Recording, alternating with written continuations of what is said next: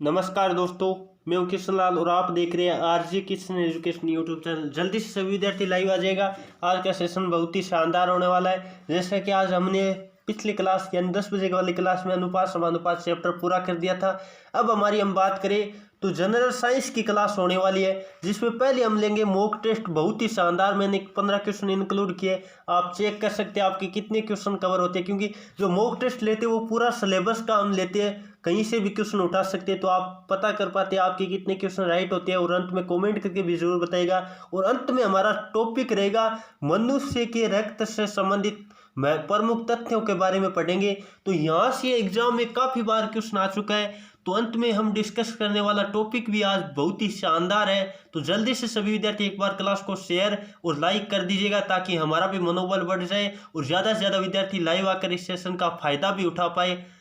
सभी विद्यार्थियों को जय हिंद, राम राम, जय श्री कृष्णा, राधे राधे, जय मां शारदे। चलिए दोस्तों, आज के सेशन की शुरुआत करते हैं। इससे पहले आप सभी को कहना चाहूँगा, जो भाई चैनल पर पहली बार हमारे लाइव क्लास का फायदा ले रहे हैं, वो जल्दी से चैनल को सब्सक्राइब कर लीजिएगा और बेल आइकन को ऑन कर लीजिएगा, ताकि जब भी लाइव क्लास का टॉपिक वाइज हमारा चल रहा है तो आइए तो आपके पास नोटिफिकेशन आ जाए और आप शुरुआत से क्लास देख पाओ आरजे किशन एजुकेशन चैनल पे। ठीक है, चलिए दोस्तों, बिना देरी के आज के बिना आपका समय खराब किए हम सेशन की तरफ बढ़ते हैं। तो क्लास का अंतिम वाला चैप्टर भी हमने आज शानदार लिया है, जहां से क्वेश्चन बहुत ही ज्यादा चांस बनते हैं आने के। चलिए दोस्तों, पहले क्वेश्चन की तरफ बढ़ते हैं। पहले हम मॉक टेस्ट ले लेते हैं, ताकि आपका स्कोर पता कर पाए आपके कितने क्वेश्चन राइट होते हैं। पहला क्वेश्चन दोस्तों आपके स्क्रीन के सामने क्या है, रासायनिक संयोग से बने पदार्थ को क्या कहते हैं? तो आप सबको पता होगा, रासायनिक संयोग से बने पदार्थ को क्या कहते हैं? यौगिक कहते हैं। क्या कहते हैं दोस्तों? यौगिक कहते हैं। यानी आपका ऑप्शन नंबर क्या राइट होगा? सी राइट होगा। काफी सारे विद्यार्थियों ने लाइव चैट में जवाब भी दे दिए। चलिए दोस्तों, अगले क्वेश्चन की तरफ बढ़ते हैं। अगला क्वेश्चन नंबर 2 आपके स्क्रीन के सामने। जल्दी से सभी विद्यार्थी इसका भी लाइव चैट में जवाब देने की कोशिश करिएगा। सोडियम क्लोराइड क्या है? तो आप सबको पता है सोडियम क्लोराइड, वैसे बात करें तो NaCl। क्या NaCl? NaCl आपको पता है जो साधारण नमक होता है उसका सूत्र होता है। तो काफी बार एग्जाम में आ जाता है। सोडियम क्लोराइड का हम बात करें घरेलू भाषा में क्या नाम है? तो साधारण नमक है, ये भी नोट कर लीजिएगा। और NaCl है वो क्या है? यौगिक है। क्या है? यौगिक है, नोट कर लीजिएगा। काफी बार एग्जाम में आ भी चुका है। NaCl क्या है? यौगिक है। अब ऐसे आ जाए हवा क्या है? तो हवा आपको ध्यान रखना है मिश्रण है। हवा क्या होता है? मिश्रण होता है। चलिए दोस्तों आगे बढ़े। अगला क्वेश्चन आपके स्क्रीन के सामने लेते हैं। क्वेश्चन नंबर 3 आपके स्क्रीन के सामने। जल्दी से सभी विद्यार्थी इसका लाइव चैट में जवाब देने की कोशिश करिएगा। क्या है? सल्फर में आसानी से घुलनशील है।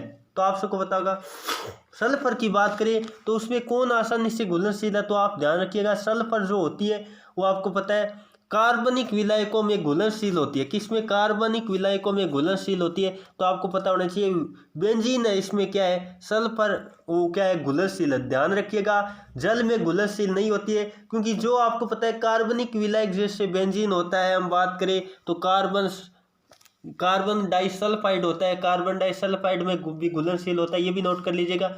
एक दूसरा नाम भी आपको नोट कर लेना है। क्या? कार्बन डाइसल्फाइड, ये भी नोट कर लेना है। कार्बन डाइसल्फाइड में भी घुलनशील होता है कार्बन डाइसल्फाइड। थोड़ा नाम लिख देता हूँ, सल्फाइड। तो ये भी नोट कर लीजिएगा, कई बार ऑप्शन में ये भी आ चुका है। तो कार्बन डाइसल्फाइड मिलेगा या तो आपके ऑप्शन में, या मिलेगा क्या? या आपका मिलेगा बेंजीन। तो इन दोनों में से कोई ऑप्शन में मिले तो वो करना आप ध्यान रखिएगा। अमोनिया का सूत्र आपको पता होना चाहिए, क्या होता है? NH3 होता है। अमोनिया का सूत्र क्या होता है? NH3 होता है, नोट कर लीजिएगा, काफी बार एग्जाम में आ चुका है। और पानी का सूत्र आपको पता है H2 होता है। साधारण जल का H2 होता है और भारी जल का D2 होता है। और कार्बन डाइऑक्साइड का सूत्र आपको पता है क्या होता है? CO2 होता है, ये भी नोट कर लीजिएगा। चलिए दोस्तों आगे बढ़े, इसका ऑप्शन नंबर D राइट होगा। अगला क्वेश्चन दोस्तों आपकी स्क्रीन के सामने लेते हैं। क्वेश्चन नंबर 4 आपकी स्क्रीन के सामने। जल्दी से सभी विद्यार्थी इसका भी लाइव चैट में जवाब देने की कोशिश करिएगा। पोटेशियम क्लोराइड का रासायनिक सूत्र क्या होता है? तो पोटेशियम क्लोराइड आप सबको पता है। पहले बात कर लेते हैं, पोटेशियम का प्रतीक क्या होता है? आप सबको पता होना चाहिए, क्या होता है? जल्दी से बताइएगा। K होता है। पोटेशियम का प्रतीक क्या होता है? K होता है। और क्लोरीन का प्रतीक Cl होता है। ठीक है, अब आपको पता है दोनों की संयोजकता, इसकी +1 होती है, किसकी? इसकी +1 और इसकी -1 होती है। आपको पता है वज्र गुणा, इस तरीके से आपको पता है सूत्र बनता है। तो आपको क्या सूत्र आएगा? KCl आएगा। क्या आएगा दोस्तों? KCl, यानी आपका ऑप्शन नंबर कौन सा राइट होगा? ऑप्शन नंबर आपका क्या राइट होगा? सी राइट होगा। काफी सारे विद्यार्थियों ने लाइव चैट में जवाब भी दे दिए। चलिए दोस्तों आगे बढ़े, एकदम आसान सा क्वेश्चन है। पोटेशियम क्लोराइड का आपका सूत्र बूढ़े, पोटेशियम का आपको पता है प्रतीक K होता है, क्लोरीन का प्रतीक C होता है। अब आपको ध्यान रखना है P होता है वो फास्फोरस का होता है। किसका होता है? फास्फोरस का। कई क्या करते थे, पोटेशियम देख के वो सोचते हैं पोटेशियम का प्रतीक P होता है और ये गलत कर देते हैं, ध्यान रखिएगा आप। चलिए दोस्तों आगे बढ़े, अगला क्वेश्चन नंबर 5 आपके स्क्रीन के सामने। जल्दी से सभी विद्यार्थी इसका भी लाइव चैट में जवाब देने की कोशिश करिएगा। बहुत ही शानदार क्वेश्चन है, काफी बार एग्जाम में रिपीट हो चुका है। नाइट्रस ऑक्साइड को कहते हैं, तो नाइट्रस ऑक्साइड का पहले बात तो सूत्र कई बार आ चुका है, N2 होता है। नाइट्रस ऑक्साइड का सूत्र क्या होता है? N2 होता है। और आपको पता होगा इसको क्या कहते हैं, आपको पता होना चाहिए, हास्य गैस या कहे हंसाने वाली गैस कहते हैं। क्या कहते हैं? हंसाने वाली गैस कहते हैं। चलिए दोस्तों आगे बढ़े, बहुत ही शानदार क्वेश्चन था। आपको पता होगा मार्स गैस किसे कहते हैं? CH4। मेथेन होता है जो कि बायोगैस का प्रमुख घटक है, उसे क्या कहते हैं? आपको पता होगा मार्स गैस कहते हैं। चलिए दोस्तों आगे बढ़े, अगला क्वेश्चन आपके स्क्रीन के सामने ले लेते हैं। अच्छा, जल्दी से सभी विद्यार्थी इसका भी लाइव चैट में जवाब देने की कोशिश करेगा। ओजोन गैस का रंग क्या होता है? ओजोन गैस के रंग की बात करें तो गैसीय अवस्था में ओजोन क्या होती है? क्योंकि गैस लिखा है, इसका मतलब ओजोन गैसीय अवस्था में रंगहीन होती है। ध्यान कर लीजिएगा, रंगहीन, रंगहीन मैंने कहा है। ओजोन होती है वो गैसीय अवस्था में रंगहीन होती है। जबकि हम बात करें इसका द्रव्य अवस्था में बात करें तो गहरा नीला रंग होता है। और वैसे रंगहीन कह सकते हैं या कह सकते हैं, आपको पता है गैसीय अवस्था में रंगीन, या तो आपके ऑप्शन में रंगीन मिलेगा या कहीं हल्का नीला, रंगीन कह सकते हैं या हल्का नीला। नोट कर लीजिएगा, हल्का नीला ऑप्शन में मिलेगा। या तो गैसीय अवस्था में बात करें तो या तो मिलेगा हल्का नीला या कहे रंगीन। तो आपको रंगीन दे रखा ऑप्शन नंबर 1 करना होगा। यदि हल्का नीला ऑप्शन मिलता तो वो भी कर सकते हैं गैसीय अवस्था में। जबकि द्रव अवस्था में बात करें तो आपको ध्यान रखना है गहरा नीला। क्या होता है? गहरा नीला रंग होता है। क्या रंग होता है? गहरा नीला। ये भी नोट कर लीजिएगा। द्रवकृत अवस्था में बात करें तो गहरा नीला रंग होता है, नोट कर लीजिएगा। अब बात कर लेते हैं ओजोन का सूत्र क्या होता है, आपको पता होना चाहिए। ओजोन का सूत्र होता है OH3। काफी बार एग्जाम में आ चुका है। ओजोन का सूत्र क्या होता है? OH3 होता है, जो त्रिपरमाणुक है। ठीक है, त्रिपरमाणुक अणु है, नोट कर लीजिएगा। कई बार एग्जाम में ऐसे आ जाता है ओजोन है, ऑप्शन में देता है द्विपरमाणुक, त्रिपरमाणुक, तो ओजोन है त्रिपरमाणुक। आप सबको पता होगा सूर्य से आने वाली जो पराबैंगनी किरणें होती है उनको कौन रोकता है? ओजोन परत है, वही रोकती है। आपको पता है अब जो वर्तमान में जो विषैली गैस है उनके कारण उसमें ओजोन परत में छेद होता जा रहा है, जिसके कारण आपको पता है हानिकारक किरणें होती है, जो पराबैंगनी किरणें सूर्य के प्रकाश से आती है वो पृथ्वी पर पहुंचते हैं, उससे आपको पता है बहुत ही हानिकारक होती है वो किरणें। चलिए दोस्तों आगे बढ़े, आप सबको पता होगा CFC क्लोरोफ्लोरोकार्बन होता है। पहले आपको पता है रेफ्रिजरेटर में वही गैस भरी जाती थी, लेकिन वर्तमान में कौन सी गैस भरी जाती है? जल्दी सभी विद्यार्थी लाइव चैट में जवाब देने की कोशिश करिएगा। पहले तो आपको पता है CFC का मतलब होता है क्लोरोफ्लोरोकार्बन, जो क्या रेफ्रिजरेटर या कहीं फ्रिज में भरी जाती थी। लेकिन वर्तमान में कौन सी गैस भरी जाती है? आपको सर्वाधिक वर्तमान में कौन सी भरी जाती है वो आप कमेंट करके जरूर बताइए। देखते हैं कौन कौन विद्यार्थी जो अपडेट रहते हैं वर्तमान से भी। चलिए दोस्तों आगे बढ़े, अगला क्वेश्चन नंबर 7 आपके स्क्रीन के सामने। जल्दी से सभी विद्यार्थी इसका भी लाइव चैट में जवाब देने की कोशिश करिएगा। देखते कौन कौन विद्यार्थी इसका सही जवाब दे पाते। क्या स्वस्थ मनुष्य के शरीर का तापमान कितना होता है? तो आप सबको पता होगा डिग्री सेल्सियस में कहे तो 37 और फ़ारेनहाइट में कहे तो 98 डिग्री फ़ारेनहाइट लगभग कह सकते हैं। ठीक है, 98 डिग्री फ़ारेनहाइट। तो ये भी नोट कर लीजिएगा, ऑप्शन में आपको या तो डिग्री सेल्सियस में मिलेगा या फ़ारेनहाइट में मिलेगा। जैसे आपको पता होगा 0 डिग्री सेल्सियस बराबर कितना होता है? 32 डिग्री फ़ारेनहाइट होता है। कितना? 32 डिग्री फ़ारेनहाइट होता है। और हम बात करें 100 डिग्री सेल्सियस पर कितना होता है? 212। क्या होता है? 100 डिग्री सेल्सियस पर 212 डिग्री फ़ारेनहाइट होता है। तो ये आपको पता है जल का गलनांक होता है 0 डिग्री और 100 डिग्री होता है जल का क्वथनांक। तो एग्जाम में आपको पता है 212 भी दे सकता है या 100 भी दे सकता है। इस तरह से आपको काफ़ी बार मैंने बता दिया, आपको पता होना चाहिए चेंज करने का फॉर्मूला भी। चलिए दोस्तों आगे बढ़े, अगला क्वेश्चन नंबर 8 आपके स्क्रीन के सामने। जल्दी से सभी विद्यार्थी इसका भी लाइव चैट में जवाब देने की कोशिश करिएगा।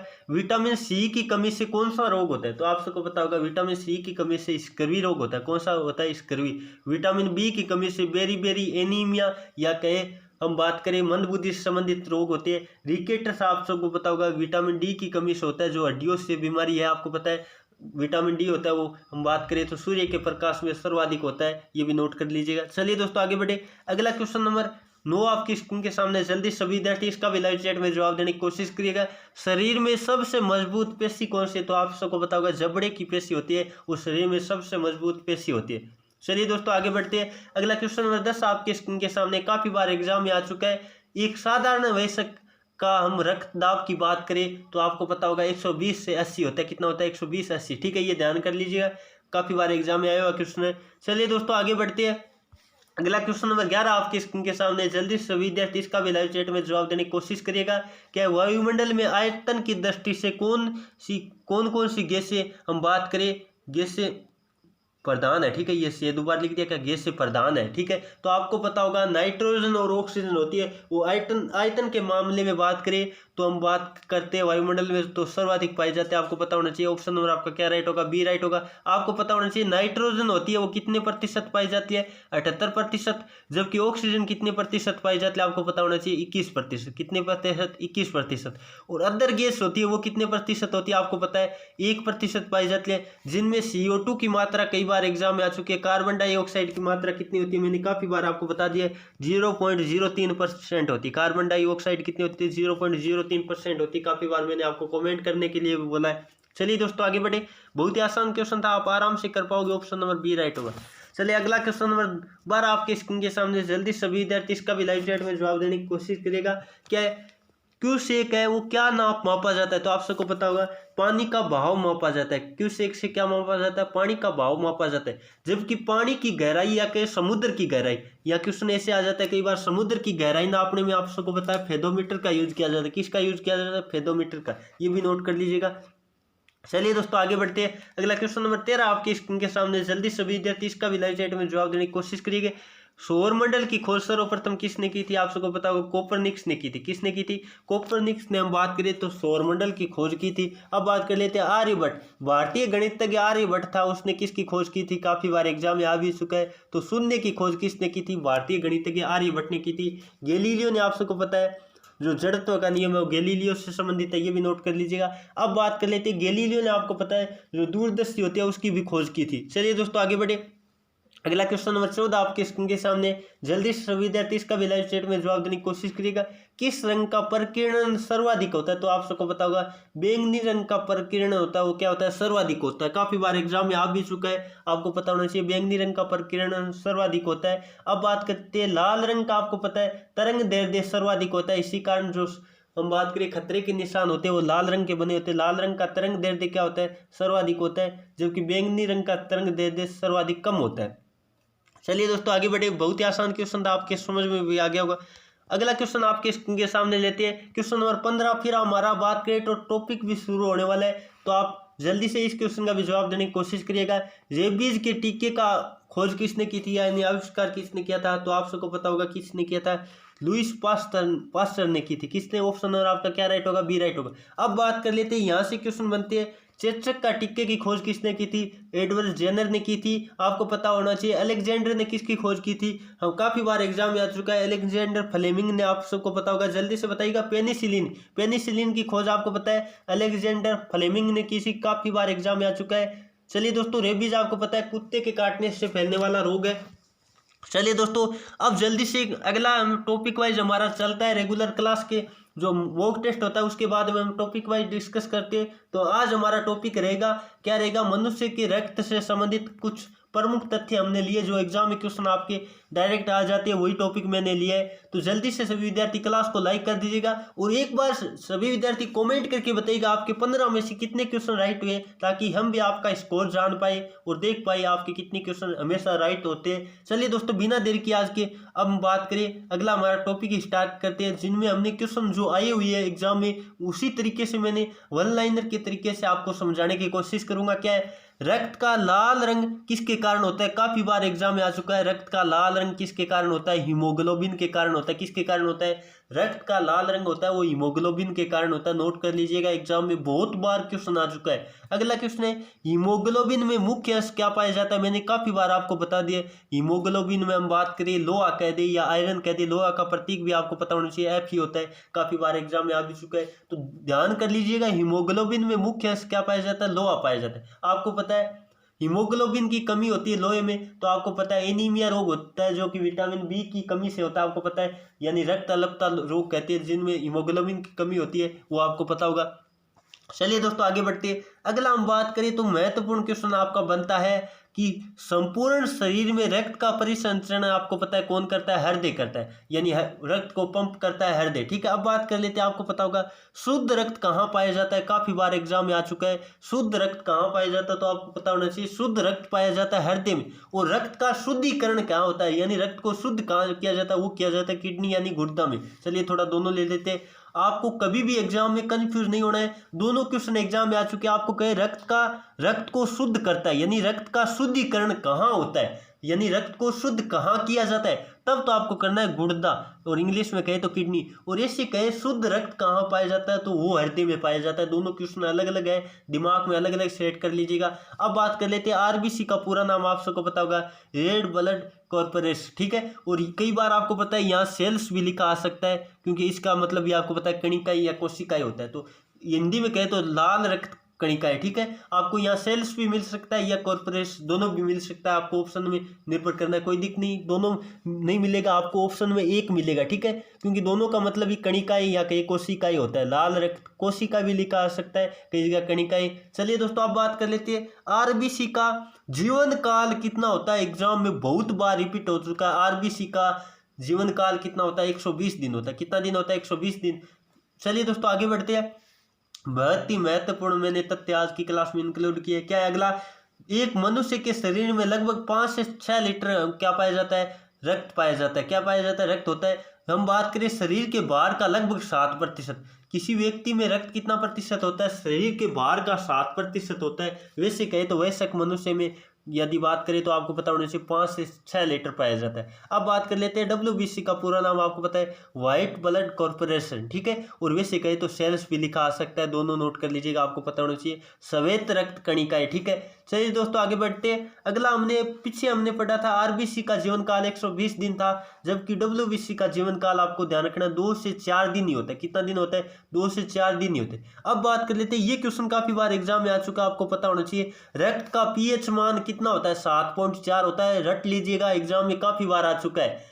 जो क्वेश्चन आए हुए हैं मैं आपको बार बार बता रहा हूं। चलिए अब बात कर लेते हैं, ये क्वेश्चन तो मैंने अभी करवाया था, वो चूरू भर्ती 28 अक्टूबर 2019 को हुई थी, उसमें भी आया था, गंगानगर के साथ हुई थी। स्वस्थ मनुष्य का रक्तदाब पारे पर कितना होता है, 120 से 80 होता है। ये नोट कर लीजिएगा, काफी बार एग्जाम में आया हुआ है, अभी मैंने क्वेश्चन भी करवाया था। ये क्वेश्चन भी काफी बार आ चुका है, मनुष्य का हृदय 1 मिनट में कितनी बार धड़कता है, 72 बार धड़कता है। ठीक है, ये नोट कर लीजिएगा। चलिए दोस्तों आगे बढ़ते हैं, अगला मैंने क्वेश्चन आपके लिए इंक्लूड किया है, आरबीसी और डब्ल्यूबीसी का निर्माण कहाँ होता है, अस्थिमज्जा में होता है। तो ये क्वेश्चन भी काफी बार आ चुका है, डब्ल्यूबीसी आरबीसी का निर्माण से संबंधित क्वेश्चन कई बार आ चुका है। अब यहाँ क्वेश्चन आ जाए, रक्त बैंक किसे कहा जाता है, तो आप सबको पता होना चाहिए पलिया को क्या कहा जाता है, रक्त बैंक कहा जाता है। एग्जाम में कई बार क्वेश्चन आ चुका है। चलिए दोस्तों, ये 1 लाइनर क्वेश्चन की तरह ही आप पढ़ सकते हो, कोई दिक्कत नहीं है। और इसकी पीडीएफ आपको टेलीग्राम पे मिल जाएगी फ्री में, बिल्कुल। तो टेलीग्राम का लिंक भी डिस्क्रिप्शन है, वहाँ भी हमें ज्वाइन कर लीजिएगा, बिल्कुल फ्री में पीडीएफ मिलती रहती है। टेलीग्राम पहले ऐप डाउनलोड कर लेना, इस लिंक से आप क्लिक करके नहीं जा पाओगे। ठीक है, आरबीसी का मुख्य कार्य क्या होता है, आप सबको पता है, ऑक्सीजन और कार्बन डाइऑक्साइड का क्या करता है, परिवहन करता है। अब बात कर लेते हैं डब्ल्यूबीसी का मुख्य कार्य क्या होता है, बाहर से आए रोगाणुओं का क्या करता है, हनन करता है, रोगाणुओं को मिटाता है, ये कह सकते हैं हम। ठीक है, चलिए आगे बढ़ते हैं। अगला है, क्या क्वेश्चन है आपका, एक बार रक्त संचरण पूरे शरीर में बात करें तो कितना सेकंड लगता है, 23 सेकंड लगता है। यानी एक बार रक्त संचरण के लिए कितना समय लगता है पूरे शरीर में, आपको पता होना चाहिए 23 सेकंड लगता है। ये क्वेश्चन भी नोट कर लीजिएगा। चलिए अब बात कर लेते हैं रक्त समूह के बारे में। रक्त समूह आपको पता है 4 रक्त समूह है। कितने समूह है, 4 रक्त समूह है। मनुष्य के लाल, यहाँ थोड़ा सही लिख लो, 4 रक्त समूह है, टाइप में स्प्लिट कर दिया, 4 रक्त समूह है। कितने रक्त समूह है, 4 रक्त समूह है, ए बी और ओ। ठीक है, ये 4 रक्त समूह आपके सामने लिखे गए। और इसकी खोज किसने की थी, आपको पता होना चाहिए, लैंड स्टीनर ने की थी। किसने की थी, ये क्वेश्चन भी काफी बार आ चुका है, 1901 में की थी। ठीक है, अब बात कर लेते हैं, चलिए यहाँ से संबंधित आपके क्वेश्चन आ जाता है कई बार। सर्वदाता रक्त समूह कौन है, ओ है। सर्वदाता क्या है, यानी सबको क्या दे सकता है, ओ है ना, वो सबको दे सकता है। और ए बी है, वो क्या ले सकता है, सबसे रक्त ले सकता है, यानी सर्वग्राही, ग्रहण करने वाला कौन है, ए बी है। तो ये नोट कर लीजिएगा। चलिए दोस्तों, ये थी आज की क्लास कैसी लगी एक बार कमेंट करके जरूर बताइएगा। उम्मीद करता हूँ आज की क्लास आपको पसंद आई होगी। क्लास पसंद आए तो क्लास को लाइक करके जाइएगा और अपने दोस्तों में ज़्यादा से ज़्यादा शेयर कीजिएगा, ताकि ज़्यादा से ज़्यादा विद्यार्थी इस क्लास का फायदा उठा सके। चलिए दोस्तों, एक बार कमेंट करके बताइएगा क्लास कैसी लगी, जल्दी से बताइएगा, ताकि मैं आपका फीडबैक देख लूँ कैसी लग रही है आपको क्लास। उम्मीद करता हूँ क्लास पसंद है तो आपको आई है तो लाइक करने में कंजूसी मत करिएगा। क्लास सबको पसंद आती है लेकिन लाइक सभी नहीं करते, क्या कारण है पता नहीं, कुछ तो डिसलाइक कर देते हैं, क्या पता उनको क्या बुरा लगता है। चलिए दोस्तों, आज की क्लास में इतना ही, फिर कल मिलेंगे। Thank you for watching. जय हिंद, जय भारत।